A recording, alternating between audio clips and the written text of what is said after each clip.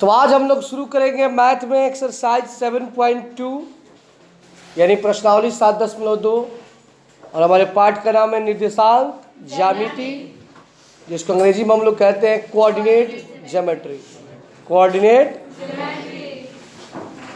जैसा कि हम लोग इसके पीछे वाले चैप्टर को पढ़े तो उसमें एक फार्मूला पढ़े थे और एक ही फार्मूले के आधार पर टोटल के टोटल क्वेश्चन बने हुए थे।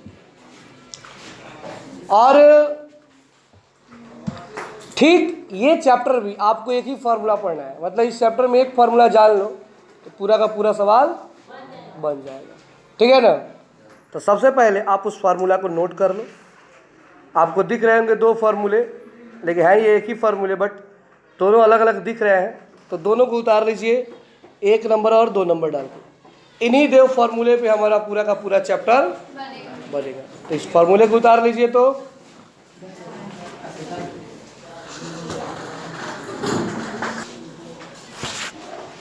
पहला सवाल है, उस बिंदु के निर्देशांक ज्ञात कीजिए। क्या ज्ञात करना है? और अभी आपको निर्देशांक का फॉर्मूला लिखवाया गया है। जो बिंदुओं -1 7 और -4 -3, तो -1 7 का अर्थ हुआ कि x1 का मान -1, y1 का मान 7, x2 का मान 4, y2 का मान -3 को मिलाने वाले रेखाखंड को 2:3 के अनुपात में विभाजित करता है। 2:3, देखिए किताब में 2:3, तो 2:3 का अर्थ हुआ कि m1 का मान 2, m2 का मान 3। जो अनुपात देगा ना तो वो किसका मान होगा? m1 और m2 का। और जिस तरह पिछले चैप्टर में आप लोग पढ़े हो कि पहला खंड वाला x1 y1, दूसरा खंड वाला x2 y2, वो सेम रहेगा। बस इसमें थोड़ा सा चेंज किया हुआ है m1 m2। तो m1 m2 वही होगा जो अनुपात होगा। जहाँ भी अनुपात लिखेगा समझ लेना वो m1 और m2 का मान है। ठीक है ना। तो आपको मिल गया m1 m2, x1 y1, x2।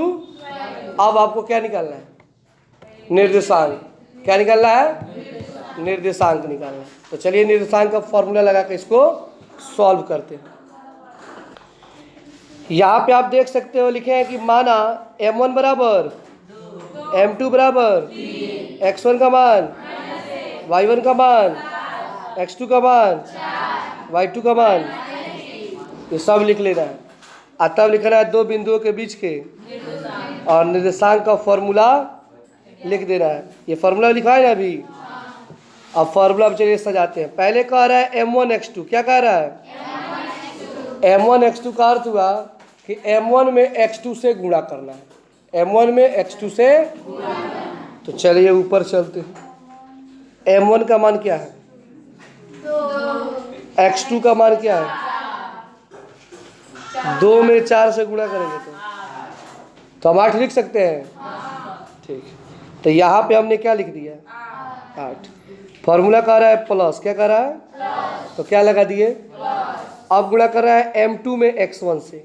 m2 में, अब m2 3 है, x1 -1 है, तो 3 में -1 से गुणा करेंगे तो यहाँ पे हमने क्या लिख दिया? कोई दिक्कत? बटा में m1 प्लस m2। m1 और m2 को क्या करना है? जोड़ देना है।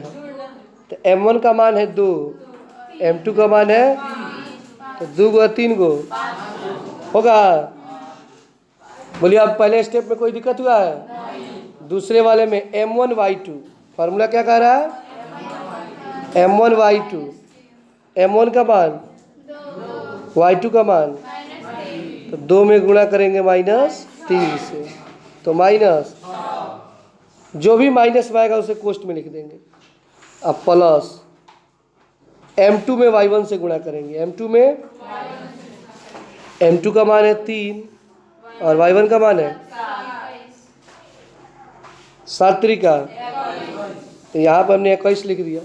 अब बटा में m1 प्लस, तो m1 का मान है 2, m2 का मान है 3, तो 2 3 5। बोलिए कोई दिक्कत?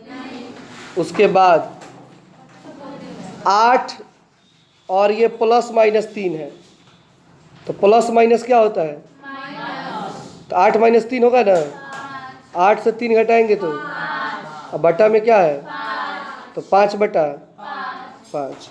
उसके बाद -6 प्लस 21 है, तो 21 में से 6 घटेगा कि जुटेगा?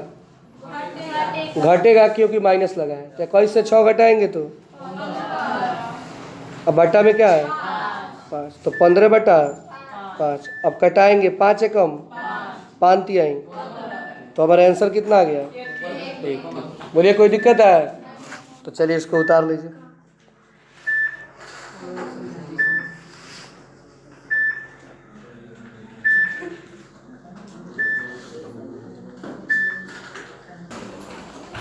अब आइए क्वेश्चन नंबर 2 को समझा जाए। बिंदुओं 4 माइनस 1 और -2 माइनस 3 को जोड़ने वाले रेखाखंड को सम त्रिभाजित करने वाले बिंदुओं के निर्देशांक ज्ञात कीजिए। सवाल को ठीक से समझिएगा। यहाँ पे आपको x1 y1 x2 y2 दिया हुआ है, लेकिन इसमें आपको m1 और m2 का मान नहीं दिया है। लेकिन एक बात कह रहा है कि ये जो दो रेखाएं, दो बिंदु हैं 4 माइनस 1 और -2 माइनस 3, ये किनारे किनारे पर है। जैसे कि एक बिंदु 1 बिंदु 2 बिंदु, किनारा किनारा 2 बिंदु है, और मान लीजिए ये ए है और ये 2 बिंदु है, और इसको सम त्रिभाजित करना है। एक होता है सम द्विभाजित। क्या होता है? सम द्विभाजित। द्वि मतलब क्या होता है? 2, यानी 2 बराबर भागों में बांटना। इसके बाद है सम त्रिभाजित, 3 भागों में बांटना। कितने भागों में? यानी 1 2। अब ये 3 भागों में बट गया है, 1 2 3, 3 भागों में बढ़ गया है। मान लेते हैं ये सी है और ये डी। 4 गो बिंदु है जिसमें से 2 दिया है, 2 ए और बी दिया है ना। हमें निकालना है सी और डी का निर्देशांक। किसका निर्देशांक निकालना है? समझ गए बात को? अब सम त्रिभाजित है। क्या है जी? आखिर निर्देशांक निकालने के लिए m1 और m2 चाहिए, वो कहाँ से निकालेंगे? तो आइए फिगर को समझते हैं। यहाँ पे आप फिगर को देख सकते हो, एक किनारे पर A है, दूसरे किनारे पर बीच में C है और बीच में D है। देख रहे हो ना? आपके पास x1 का मान 4, y1 का मान -1, x2 का मान -2 और y2 का मान -, ये आपकी किताब में दिया हुआ। अब m1 m2, मान लीजिए हमें C का निर्देशांक निकालना है। किसका निर्देशांक निकालना है? तो C के लिए हमारा m1 और m2 होगा 1:2, अर्थात m1 का मान 1 और m2 का मान 2। अब फिर ये बात होगी कैसे? आखिर कैसे? ठीक है होगी, बट कैसे? तो समझो फिगर में 1 भाग 2 भाग 3 भाग, टोटल कितने भाग? 3 भाग। ठीक है, यहाँ से यहाँ तक 1 भाग, यहाँ से यहाँ तक कितना भाग है? 2 भाग है। ध्यान से देखो, 1 भाग और 1 भाग और 1 भाग, तो इधर है एगो एगो एगो, इधर 1 भाग है, इधर एगो एगो, कई गो भाग है? 2 भाग है ना जी। अगर हमें C का निर्देशांक निकालना हो, किसका निर्देशांक निकालना हो? तो C के लिए आप देखो, तो C के इस साइड में 1 भाग है और इस साइड में, तो लिखेंगे 1:2। समझ में आ रहा है बात? 1:2 का अर्थ हुआ कि 1 भाग इस साइड में है और 2 इस साइड में, 1 इधर है और 2 इधर है, तो ये निकल गया m1 और ये हो गया m2। किसके लिए? C के लिए, D के लिए नहीं। किसके लिए? C के लिए। भली भांति फिगर में दिख रहा होगा, एक साइड में 1 भाग है, दूसरे साइड 2 भाग है, 3 भाग टोटल है ना। तो एक साइड में आपका इधर से यहाँ तक कई भाग है और यहाँ से यहाँ तक कई है? बोलिए कोई दिक्कत है इसमें? आप डी वाले में देख लीजिए, 1 2, इधर कई भाग हो गया? 2 भाग, और इधर कई भाग? तो 2 अनुपात। अब समझ में आ गया कि 1:2 या 2:1 कहाँ से आया? M1 M2 मिल गया ना, x1 y1 x2 y2 तो सामने है। अब फॉर्मूला लगा के इसको सॉल्व कर देंगे सवाल नंबर 1 की तरह। आइए बनाते हैं। फॉर्मूला पहले पूछता है M1 में x2 से गुणा करना है। M1 में तो M1 का मान है 1, x2 का मान है -2। 1 में -2 से गुणा करेंगे तो क्या आएगा बाबू? -2। तो बताइए यहाँ पे हमने -2 लिखा है। अब plus M1 M2 x1 M2 M2 का मान x1 का मान तो 2 चौका, तो हम यहाँ पे क्या लिखे हैं बाबू? 8 लिखे हैं। अब बटा में है M1 plus M2, M1 plus तो M1 का मान कितना है? 1, M2 का मान 1 व 2 को, तो बटा में कितना लिख देंगे? बोलिए, इसमें कोई दिक्कत है?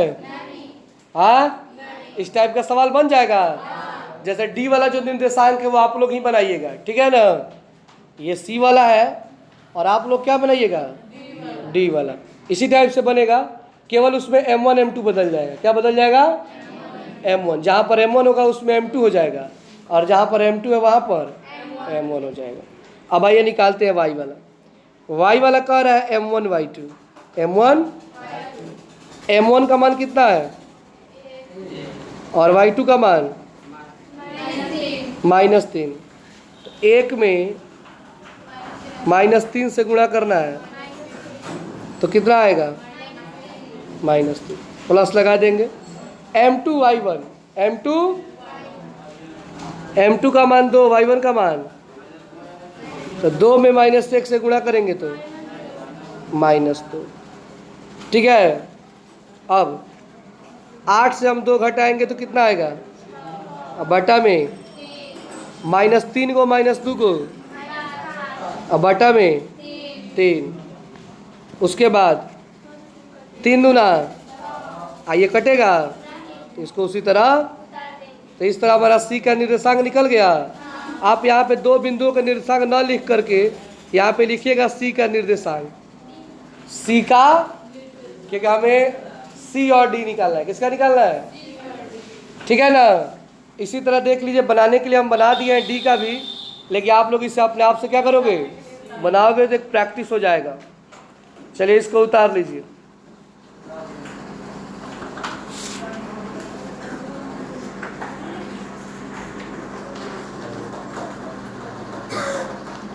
इजी है ना जी?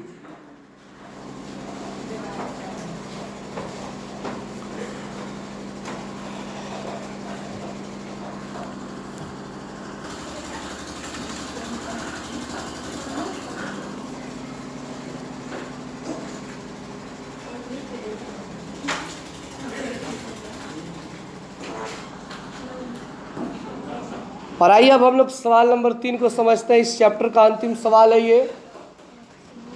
सवाल नंबर 3 है, आपके स्कूल में कहाँ पर खेल कूद क्रियाकलाप आयोजित करने के लिए, खेल कूद समझते हो?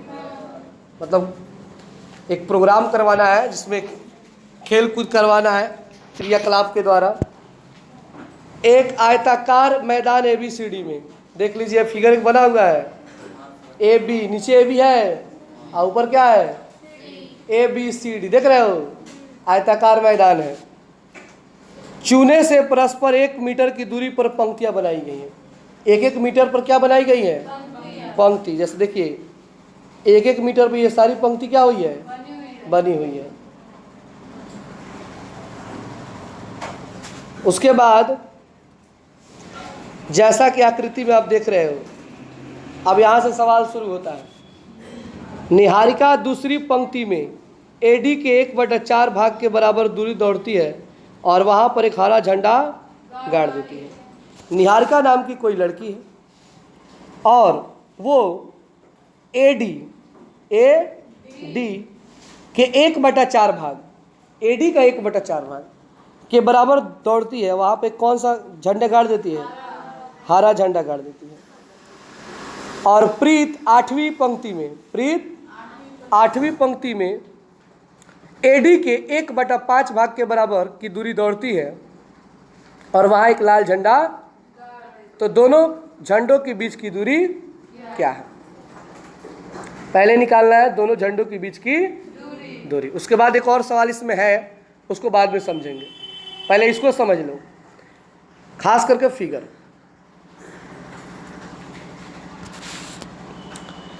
ये पंक्ति नंबर 1 2 3 4 5 6 7 8 9 10 तक है। और निहारिका नाम की एक लड़की है जो 2 नंबर लाइन में दौड़ रही है। देख रहे हो ये फिगर? ये लड़की यहाँ पे दिखाई दे रही है। क्या लेकर दौड़ रही है? झंडा लेकर दौड़ी है। दौड़ते दौड़ते दौड़ते दौड़ते एडी के 1/4, एडी का 1/4। अब एडी कौन है? ए से डी यही ना है, गमला रखा गया है। अब कई गो गमला रखा गया है? 100 गमले रखे गए हैं। देख लीजिए कितने गमले रखे गए हैं? 100 गमले रखे गए हैं। हर गमला एक एक मीटर की दूरी पर रखा गया है। कितना मीटर की दूरी पर? तो बताइए 1 मीटर पर एक गमला है, तो 100 गमला कितना मीटर पे होगा? 100 मीटर पे होगा।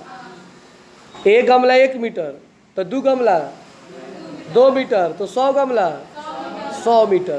तो ए से लेकर डी तक, ऊपर से लेकर नीचे तक 100 मीटर होगा। कितना मीटर? उस 100 मीटर का 1/4 भाग, 100 मीटर का 1/4 भाग दौड़ते हुए जाती है निहारिका। कौन दौड़ती है? निहारिका। एक हरा झंडा क्या करती है? गाड़ देती है। आखिर आपको इसमें निकालना क्या है? x1 y1 निकालना है। क्या निकालना है?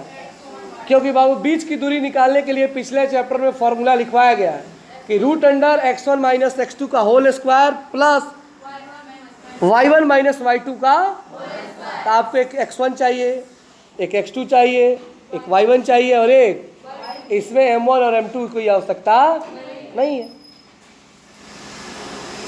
तो निहारिका दूसरी लाइन में दौड़ती है। किस लाइन में? तो बताइए पहले x आता है कि y आता है? पहले x आता है तब, यानी दूसरी में दौड़ी है, मतलब x1 का मान 2, x1 का मान, और 100 मीटर का 1/4।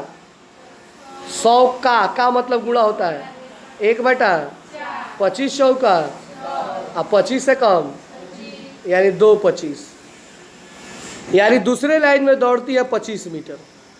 दूसरे लाइन में कितना दूरी दौड़ती है? 25 मीटर। अरे 100 का 1/4 कितना होगा? 100 का चौथा भाग 25 से ना होगा। मान लो 100 रुपया है, 4 आदमी में बांटना है, तो क्या रुपये बांटेंगे? तो x1 का मान 2 और y1 का मान, समझ पा रहे हो बात को? बोलिए। ठीक है। उसके बाद ये निकल गया x1 और y1। अब चलते हैं प्रीत। प्रीत 8वीं लाइन में। किस लाइन में? तो x2 का मान 8, x2 का मान, और 100 का 1/5, 100 का 1/20 बचे 8 20। तो x2 का मान 8 और y2 का मान, x1 y1 x2 y2 निकल गया। अब बीच की दूरी निकल जाएगा। और समझ में आ गया कैसे हो रहा है काम सर? हाँ, फिगर का कमाल था इसमें। तो यहाँ पे आपको क्या सुधारना है? x1 का मान लिखना है 2, y1 का मान लिखना है 25, और x2 का मान लिखना है 8 और y2 का मान लिखना है 20। तो इसे आप लोग थोड़ा सा लिख लेंगे।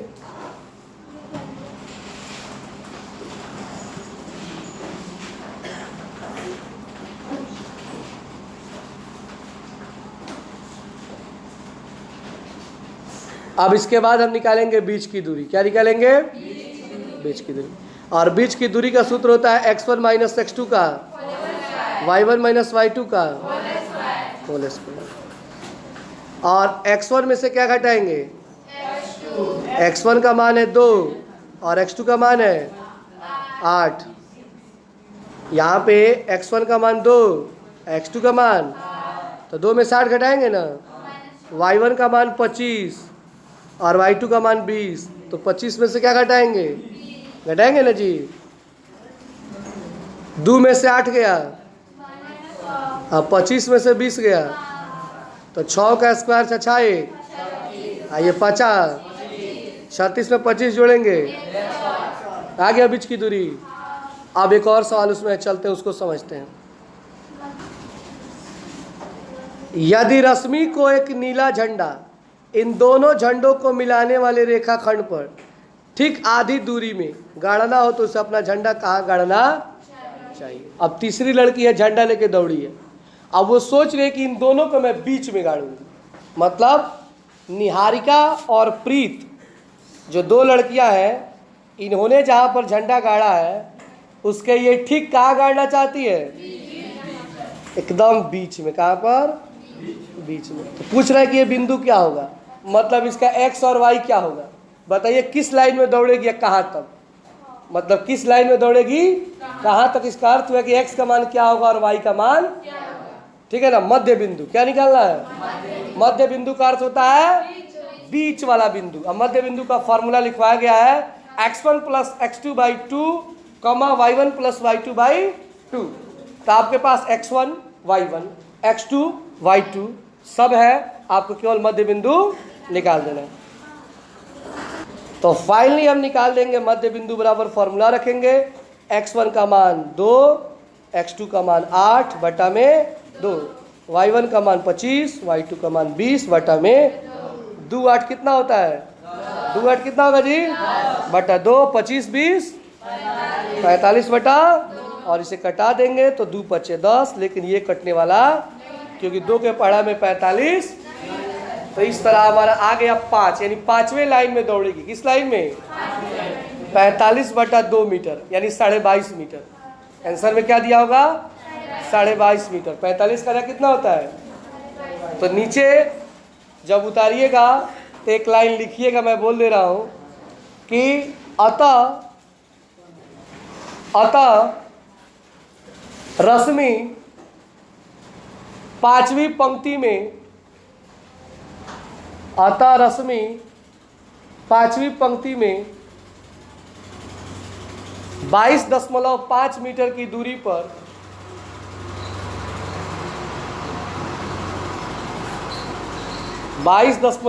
मीटर की दूरी पर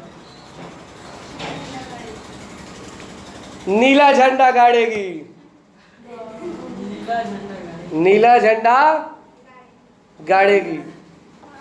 और इस तरह आज के लिए 3 सवाल ये कंप्लीट होते हैं। कल हम लोग पढ़ेंगे क्वेश्चन नंबर 4, 5 और 6 को।